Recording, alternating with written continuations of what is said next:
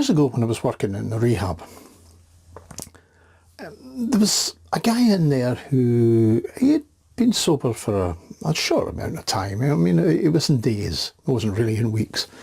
And he was invited to a wedding. Now, it was quite a big wedding because his nephew was a celebrity, you know, not just a local celebrity, but, you know, big celebrity kind of, at that time, A-lister. So it was a big wedding. And he was going along to it, and as you can imagine, he was concerned.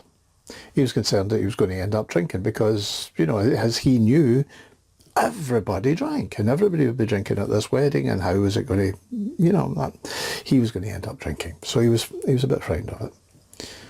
So I sat down with him for quite a long time and went through a number of strategies that he could take. We sort of rehearsed things that he could say, and he went off to this wedding, and I have to say he was still anxious, but he went. He felt a wee bit more confident because, you know, as I say, we had covered a lot of the things that he could say. Next day, I saw him again, and he had been at the wedding, and he came in and he was elated, you know, because he'd gone to this wedding with all these people, all these important people, and he had come back and he wasn't drinking. So he felt rightly proud of himself. But he discovered something which was really interesting for him, because one of the things that we told him is stay away from the bar. Sit in the main hall. Don't hang around in the bar, because if you do, you'll be hanging around with the heavy drinkers, and therefore, you know, you put more pressure on yourself. So he sat out in the hall with most of the other people.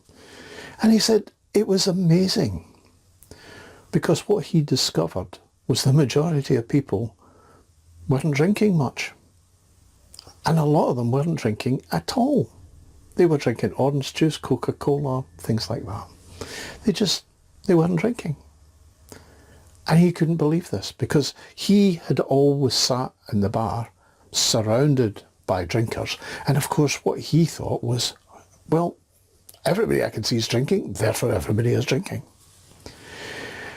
And it's something to keep in mind if you have to go somewhere. Stay away from the bar, because the heavy drinkers will be at the bar. The other moderate drinkers and non-drinkers will be elsewhere, because they're not interested in that. So he was very pleased with himself, and he went on to be successfully abstinent. You know? But it was a lesson. Not everybody in the world drinks, but as drinkers, we tend to think that they do. Okay.